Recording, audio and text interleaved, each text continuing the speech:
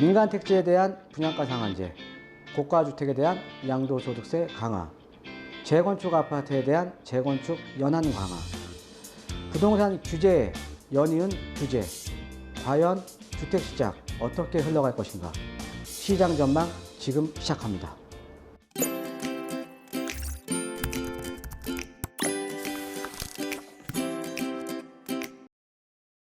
네, 안녕하십니까. 드림부동산 투자연구소 정창래입니다. 자, 이번 시간에는요, 지금 최근에 좀 이슈가 되는 게, 지금 이제 주택가격이 지금 수도권 지역 같은 경우에는 지금 9.13 대책 이후에 어느 정도 좀 내리막길을 걷다가 5월 이후에 다시 지금 이제 주택시장이 지금 반등을 하면서 지금 정부에서 지금 여러 가지 다시 지금 규제 체계를 또 내놓고 있거든요. 그래서 이런 지금 계속적으로 지금 이제 규제를 하고 있죠. 예, 부동산은 계속적으로 좀 규제를 하고 있는데 이 규제에 이어서 지금 뭐 아까 말씀드렸듯이 뭐 분양가 상한제라든가 아니면 재건축 연한 강화라든가 양도소득세 강화라든가 이거 외에도 뭐 채권 이자제라든가 여러 가지 지금 이제 또 규제안을 또 놓고 지금 논의 중에 있습니다. 그래서 이렇게 계속 규제를 하는 게 맞는 건가에 대해서 한번 강의를 한번 준비를 해봤습니다. 자, 그래서 지금 부동산 규제에 또 규제 과연 어떻게 될 것인가? 예, 지금 바로 시작하겠습니다. 자. 일단은 지금 이제 현 정부의 이제 정책을 한번 살펴볼게요. 현 정부의 정책을 살펴보면 투기 수요를 억제를 하면서, 그러니까는 이 투자 자금이 시장에 유입이 되는 거를 지금 막기 위한 정책을 지금 피고 있는 거거든요. 그러니까는 투자 자금이 시장으로 유입이 안 되면 주택 가격이 좀 안정이 될 거라는 정책을 이제 2017년 6월 달부터 이제 대책이 나오면서 뭐 파리 대책, 그 다음에 지난 9.13 대책까지 해서 지속적으로 좀 이에 대한 대책을 합니다. 그러니까 시장을 규제를 통해서 안정을 시키려고 하는 거죠.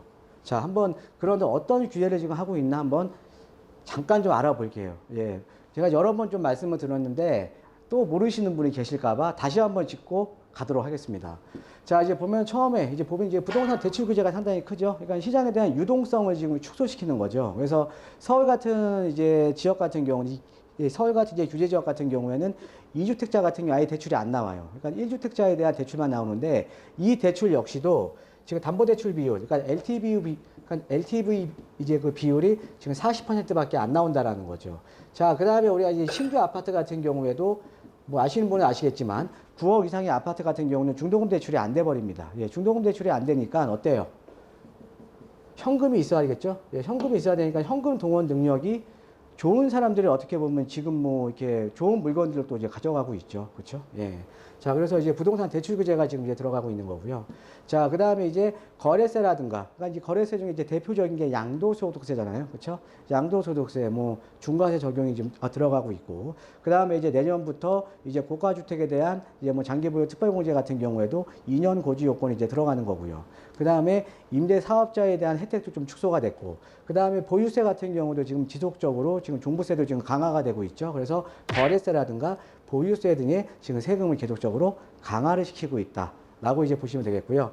그 다음에 이제 이런 것들이 있죠. 또 이제 간접적으로 지금 분양가 상한을 하는 거죠. 그러니까 우리가 서울 같은 지역, 그러니까 고분양가 관리 지역들 같은 경우에는 이 분양보증 심사를 통과하니까 분양보증을 받아야 아파트를 공급을 할 수가 있는데 분양보증 심사 조건에 아파트 가격을 인위적으로 지금 낮춘다라는 거죠. 자, 그러면은 자, 시세는 10억인데 예를 들어 예, 주변의 시세 예를 들어 지금 주변 시세는 10억인데 지금 이제 고분양가 관리 지역 같은 경우에는 지금 아파트 지금 분양가를 지금 낮추는 거잖아요. 자, 그럼 어때요? 뭐 8억 5천이나 이 정도의 지금 분양이 된다라는 거죠. 자, 그러면 갭이 존재를 하잖아요. 그렇죠? 그러니까 시세 차익이 존재를 하는 거죠. 시세 차익을 존재를 한다라는 거는 당첨만 되면 시세 차익이 가능하다라는 얘기잖아요. 그렇죠? 예, 그래서 그런데 중요한 거는 지금 서울에 지금 아까 이 중도금 대출과 관련해서 서울에 지금 9억 이상의 신규 아파트 분양 비율이 지속적으로 지금 증가를 하고 있다는 거죠. 지속적으로. 자, 그러면은 상대적으로 좀 주거 선호도가 높은 지역이 어떻게 보면 분양가도 높을 거 아닙니까? 그럼 이런 지역들은 상한 능력이 있으나 지금 당장 현금이 없으신 분들 같은 경우에는 시장 진입이 불가능한 겁니다. 시장 진입이 불가능한 거죠. 자, 그 다음에 이런 대출에 대한 규제가 들어가니까 어때요? 자, 대출에 대한 규제는 들어가는데 지금 주택 가격은 많이 올랐잖아요. 그렇죠? 그러면 현금 동원 능력이 더 필요하게 되는 거죠. 예, 현금이 더 많이 필요하게 되는 겁니다. 예전에는 6억 5천짜리를 샀을 경우에는 LTV가 70%였으니까 어때요? 76에 42, 7억 한 4억 5천 대출 받고 내 돈 1억 5천인데 6억 5천짜리가 지금 10억 된 데가 많거든요. 자, 그러면은 지금 LTV가 40%니까 4억 대출 받고 6억이 필요한데, 그러니까 현금 동원 능력이 많이 이제 더 있어야, 그러니까 캐시를 더 많이 들고 있어야 된다라는 거죠. 그럼 상대적으로 현금 동원 능력이 떨어지는 서민들이 지금 많이 피해를 보는 거잖아요. 자, 이런 것도 마찬가지입니다. 지금 거래세 같은, 그러니까 양도소득세라든가 이런 것들이 강화가 되니까 어떻게 합니까? 임대사업자를 활용하거나, 임대사업자를 활용하면 어떻게 돼요? 이 물건들이 8년 동안 잠기는 거죠. 이 물건들이 임대 보유기간이라는 이 기간을 채워야 되기 때문에 물건들이 잠기는 거잖아요. 아니면 증여를 통하거나. 그러니까 당연히 이 좋은 지역에, 주거서도가 높은 지역에 어떻게 보면은 물건이 좋은 물건들이 임대사업자 등록을 했을 거 아닙니까? 피해가려면. 아니면 증여를 했거나.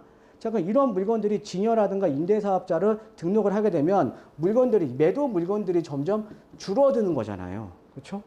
예, 매도 물건들이 줄어든다라는 거는 물건들이 귀해지니까는 정작 피해를 보는 거는 서민들만 피해를 본다라는 거죠. 자, 그러다가 허구의 분양보증 심사가 지금 또 이제 어떻게 보면 이제 간접적인 분양가 상한제인데 이런 것들로 인해서 시세 차익이 기대가 되니까는 현금 동원 능력이 좋은 사람들 같은 경우에는 어떻게 그 현금 동원이 떨어지는 사람들이 포기하게 되면 무순위로 그냥 선착순으로 그러니까 무순위로 해서 추천받아서 이런 분들이 또 이제 그 좋은 지역의 아파트를 가져가 버리니까 정작 피해를 누가 봅니까? 서민들만 본다라는 거죠. 그래서 결국 어찌됐든 투기 수요를 억제하려고 여러 가지 대책을 폈는데 결론적으로는 주택 가격이 많이 폭등을 하면서 서민들이 지금 많이 피해를 보고 있는 겁니다. 자, 과연 그럼 지금 주택 가격이 많이 올랐잖아요. 그렇죠? 예. 이거는 누구도 부인할 수 없는 거잖아요. 그러니까 이 문재인 정부 출범 이후에 2017년도 이후에 주택 가격이 많이 폭등한 건 맞습니다. 자, 그런데 과연 이 주택 가격이 많이 폭등한 이유가 규제를 안 해서 폭등을 했냐는 거죠. 규제를 안 해서 주택 시장이 가격이 올라갔냐는 거죠. 그런데 지금 또 규제를 하려고 하는 거죠. 지속적으로. 그러니까는 자, 이게 규제가 중요한 게 아니라 결국 주택 가격이 지금 안정됐냐. 규제를 했음에도 불구하고 안 한 게 아니잖아요. 안 한 게 아니라 규제를 했음에도 불구하고 결국 주택 가격이 안정됐냐 이거죠. 중요한 건 뭐냐면 여러분, 어느 정도의 규제는 있어야 돼요. 근데 어느 정도 숨통을 트이면서 해줘야 되는 거거든요. 근데 계속적으로 시장을 얽매는 거죠. 자, 우리가 이런 말 많잖아요. 자, 어차피 대한민국이라는 나라는 자본주의 사회입니다. 근데 이 부동산이라는 거는 의식주와 관련된 거기 때문에 정부의 손이 어느 정도는 통제를 하는 건 맞아요. 자, 그런데 아예 꼼짝달싹 못하게 잡아놓는다? 라는 건 사실 말이 안 되는 거잖아요. 지금 자본주의 사회에서. 그렇죠? 자, 지금 최근에 얘기되는 거 이따가 좀 말씀드릴 텐데, 뭐, 양도소득세, 1주택자에 대한 양도소득세를 강화시킨다. 고가주택에 대해서. 장기보유 특별공제를 줄일 거다. 이런 얘기도 하고 있잖아요. 자, 그러면 서울에 있는 아파트, 대부분이 9억 이상입니다. 대부분이 고가주택이에요. 어때요? 그럼 일시적으로는 어느 정도는 잡을 수는 있지만, 그거 자체가 거래량 감소를 시키는 거고, 장기적으로는 사실은 별 효율이 없다라는 거죠. 근데 계속적으로 지금 규제안을 내놓고 있는 게 저는 이해가 안 됩니다. 솔직히 말해서.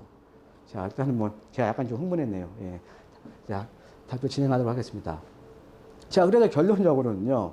자, 부동산 규제를 안 했습니까? 했잖아요. 그래서 투기식으로 잡았습니까? 자, 어떤 사람들이 더 이득을 봤습니까? 현금 동원 능력이 좋거나 자본이 많은 사람들, 이런 사람들이 이익을 본 거 아닙니까? 실질적으로. 그렇죠? 거기에다가 우리가 상대적으로 우리가 서울 같은 경우도 주거 선호도가 높은 강남이라던가 아니면 중강남권 이런 지역이 더 많이 올랐지 않습니까? 그렇잖아요. 그죠? 그 다음에 그 전에는 서민들이 거주할 수 있는 주택들이 조금만 노력해서 서민들이 20평대 아파트 사고 30평대 아파트 살 수 있는 지역들이 다 가격이 폭등을 해버린 거죠. 그러니까 투기 수요가 잡혔냐 이거죠. 안 잡혔다라는 거죠. 자, 그래서 지금 부동산 규제를 보면 규제를 했음에도 불구하고 주택 가격이 안정됐냐. 근데 또 한다라는 거죠. 자, 이게 부동산 규제가 중요한 게 아니라 해답은요, 정답은 공급이 안 돼서 가격이 오르는 거예요. 그러니까 제가 예전에 이제 뭐 한 번 정도 말씀을 드린 것 같은데, 자, 수요자들 입장에서는요, 주택의 양이 중요한 게 아닙니다. 주택의 양이 중요한 게 아니라 양질의 주택이 중요한 거예요. 그러니까 내가 살고 싶은 지역의 주택이 공급이 돼야 되는데 그런 주택 공급이 안 되고 주택의 양으로만 지금 계속적으로 지금 이 정책 자체가 이어지고 있다는 거죠. 그러니까는 살고 싶은 지역에 주택 공급이 없으니까 수요자들은 어떡합니까? 그래요. 살고 싶은 지역에 가수요까지 따라 붙는 거죠. 그러니까 가격이 오를 수밖에 없는 거죠. 그런데 계속 외곽에만 공급을 지금 늘린다라는 거죠. 그러니까 재개발이나 재건축 규제를 완화를 해줘서 주택이 정작 필요한 곳에 주택에 대한 수요가 많은 지역에 주택 공급을 늘려줘야 되는데 얘는 지금 주택 가격이 폭등할까봐 지금 이러지도 저러지도 못하고 있는 거죠. 그렇죠? 예, 그러면은 지금의 지금 제 지금 방송을 보시는 우리 시청자분들도 다 아시잖아요. 이 사실. 서울은 주택 공급 없다. 그런데 여기만 꽉 막고 외곽에 공급하면 뭐 합니까? 외곽에. 이게 지금 문제라는 거죠. 자, 그래서 지금 해답은요. 지금 수요와 공급의 불일치예요. 정작 주택을 원하는 지역, 수요가 많은 지역은 주택 공급이 안 되는 게 문제인데 계속 규제를 해서 언제까지 규제할 겁니까? 언제까지? 자, 한번 볼게요. 자, 이게 서울 시내에, 이게 이 자료가 이 주택산업연구원에서 나온 자료입니다. 이게 어떤 거냐면 서울의 아파트 공급량이에요. 아파트 공급량을 보면, 자, 여기 한번 보실게요. 서울의 연평균 아파트 수요는 약 4만 가구입니다. 이 4만 가구라는 거는 4만 가구가 그러니까 서울에 아파트 수요가 있는 거예요. 연평균. 그러니까 해마다 4만 가구가 공급이 돼야 충분히 공급이 되는 거죠. 그렇죠? 그 4만 가구 이상이 되면 공급이 과잉되는 거고요. 그죠? 그럼 주택 가격을 떨어뜨리려면 4만 가구 이상이 돼야 되는 거 아닙니까? 자, 그런데 연도별로 보면요. 2005년도부터 지금 2011년도까지 보면 2005년도만 해도 거의 5만 가구가 넘었네요. 그 다음에 여기도 지금 4만 가구가 넘었고 여기 좀 떨어졌는데 얘랑 플러스 마이너스 4만 가구 정도 되겠네요. 그 다음에 다시 2008년도에 공급이 많았고 자, 그 다음에 2008년도에 공급이 많았던 거는 그거예요. 여러분 2008년도에 분양가 상한제가 도입이 됐습니다. 그러니까 그 전에 밀어넣기 한 거죠. 밀어넣기. 근데 분양가 상한제가 도입이 되는 거 어때요? 민간에서 공급을 안 하는 거예요. 안 남는데 왜 합니까? 그러면서 이제 공급이 줄어들다가 그래서 어찌됐든 2011년도까지는 어느 정도 주택이 공급이 됐다라는 거죠. 4만 가구 이상. 그런데 2010년도까지는 근데 2011년도부터는요. 지금 파란색 그래프, 지금 4만 가구가 지금 여기에 있는 거거든요.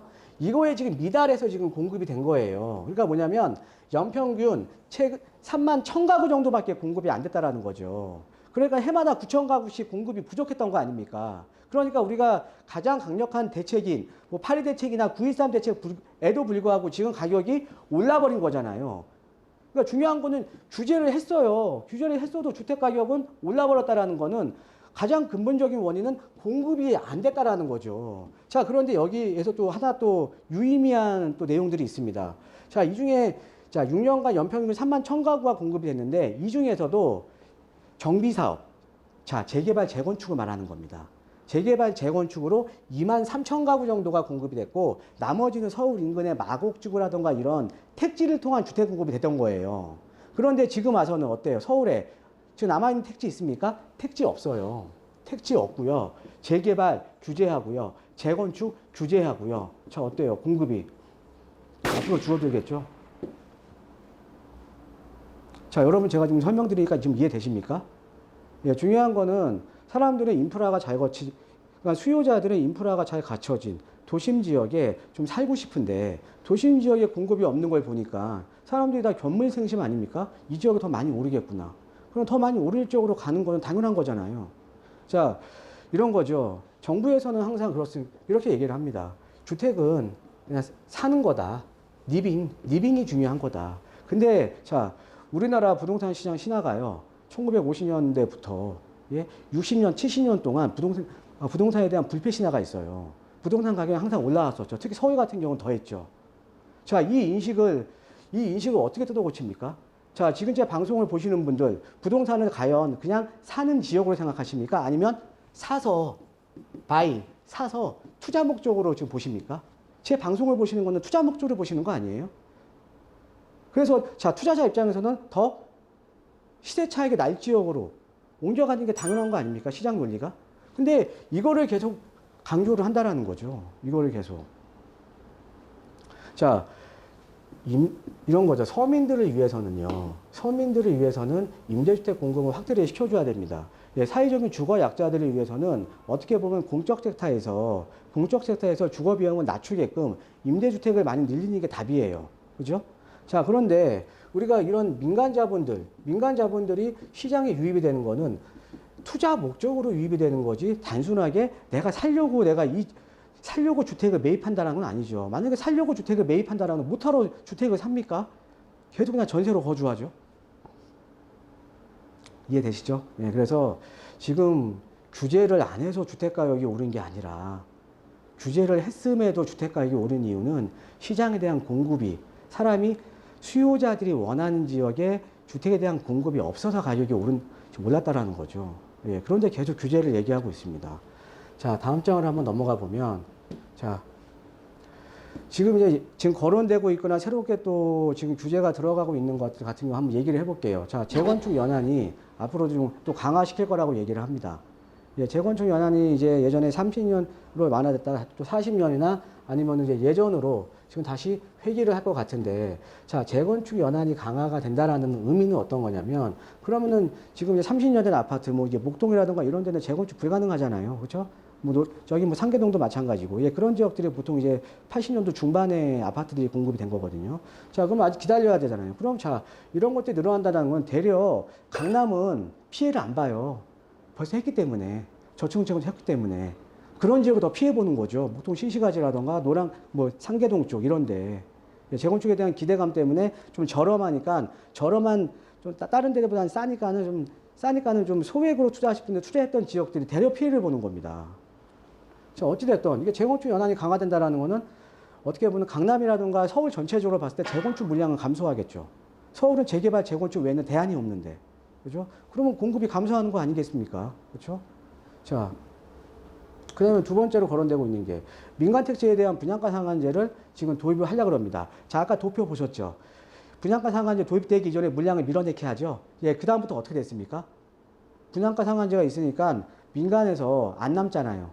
민간에서 사업을 하는 거는요. 자, 재개발, 재건축도 마찬가지입니다, 여러분. 재개발, 재건축도 민간 사업이에요. 거기 소유자들이 남아야지 사업을 하는 거죠. 안 났는데 왜 사업을 합니까? 그죠? 거기 조합원들이 우리는 남지도 않는데 왜 사업을 합니까?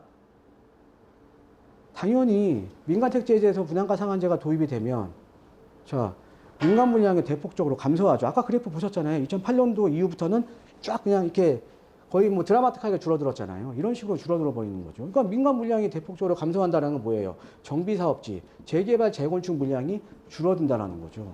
얘도 지금 공급이 감소되는 거죠. 자, 거기에다가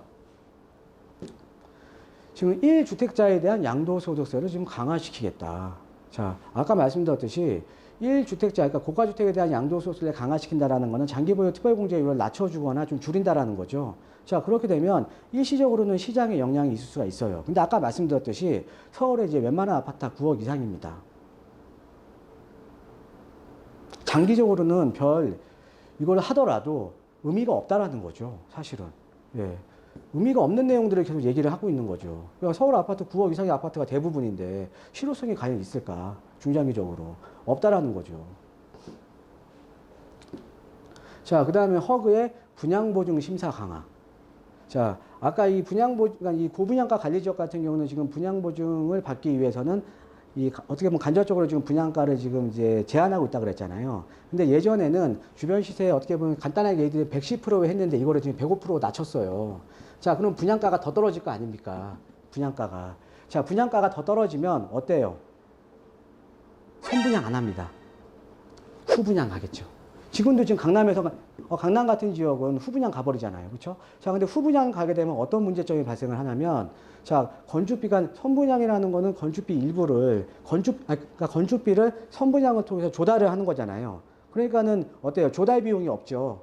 왜? 계약자들이, 조합원들이 계약금 중도금 내니까 그 돈으로 건축을 하는 거거든요. 그러니까 조달 비용이 적어요. 그런데, 자, 후분양으로 간다라는 거는 건축비를 다 그러니까 그 금융을 통해서 조달을 해야 되는 거 아닙니까? 그러니까 PF를 일으켜야죠. 그러면 조달 비용이, 그러니까 금융 비용이 늘어날 거 아닙니까? 그럼 조달 비용이 늘어나는 거는 분양가가 오르겠어요? 내리겠어요? 분양가 오를 수밖에 없다라는 거죠. 분양가가. 후분양으로 간다라는 거는 분양가가 올라갈 수밖에 없는 거죠. 그러면은 나중에 이런 물건들 나오게 되면 어떤 사람도 피해를 봅니까? 가격은 더 오를 수밖에 없는 거잖아요. 분양가가 오르니까. 그렇죠? 자, 그 다음에 또 분양보증 심사를 강화시킨다라는 거는 지금 우리가 서울 도심에서도 민간에서 지금 이렇게 사업을 하고 있는 지역에서도 얘 때문에 지금 분양 일정을 무기한 연기하고 있는 지역들도 많거든요. 아예 안 가거나. 왜? 답이 안 나오니까. 사업성이 안 나오니까. 예, 그러면 당연히 얘도 공급이 줄어들 거 아닙니까? 자, 그래서 이 허브에서 분양보지 심사를 이건 이제 하고 있는 거예요. 그러니까 후분양이 도입되면서 그러니까 자금 조달에 대한 비용이 증가를 하니까, 그러니까 금융 비용이 늘어나니까 당연히 분양가는 상승을 할 수밖에 없는 거고, 그 다음에 분양보지 심사에서는 못 가니까 분양은 연기시켜 버리는 거죠. 그러면 공급이 감소가 되는 거죠. 그러니까 전체적으로 보면 이런 거죠.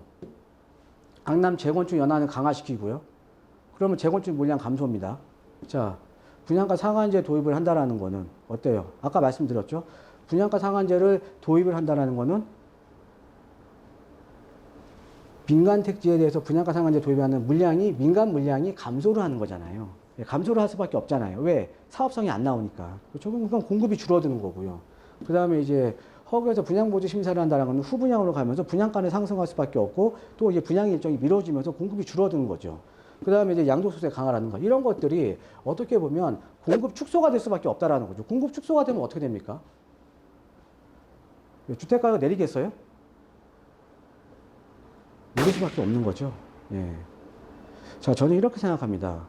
지금 정부에서는 시장은 규제를 통해서 시장을 장악을 하려고 하는 거거든요. 자, 그런데 우리나라는 자본주의 사회예요. 그렇죠? 민주주의고요. 자, 그런데 아까 말씀드렸듯이 어느 정도의, 왜? 부동산은 의식주와 관련된 거기 때문에 어느 정도의 정부의 손은 통제가 돼야 됩니다. 통제가 돼야 되는데 너무 무리하게 지금 옥죄고 있다라는 거죠. 그래서 규제를 통해서 시장을 잡으려고 하는 거죠. 자, 근데 저는 반대로 생각해요. 자, 만약에 규제를 통해서 정부가 시장을 이기잖아요. 저는 그 시장은 망한 시장이라고 저는 생각을 합니다. 정부의 손에 의해서 시장가가 형성이 되는 거잖아요. 그 시장이 과연 맞는 시장입니까? 그런데 계속 이렇게 하고 있다라는 거죠. 자, 그래서 여러분들 한번 오늘 제가 강의해드린 내용 한번 심각하게 한번 고민 한번 해보시고요. 예, 오늘도 최대한 좀 쉽게 좀 풀이를 해드리려고 제가 노력을 했는데 잘 모르겠습니다. 예, 좀 어렵다는 분들이 좀 많이 계셔갖고요. 예, 하여튼 오늘 강의 여러분들께 좀 도움이 되셨으면 하고요. 자, 오늘 강의가 좋으셨으면 여러분 구독하기 버튼 꼭 눌러주시고요. 그 다음에 좋아요 버튼 눌러주시면 저한테 정말 많은 힘이 됩니다. 예, 구독하기, 좋아요 버튼. 또 하나 더 눌러주면 더 좋죠. 알림 버튼. 예, 눌러주면 더 좋고요. 예, 여러분 오늘 하루도 좋은 하루 되시고요. 예, 건강한 하루 되시기를 진심으로 기원합니다. 예, 감사합니다.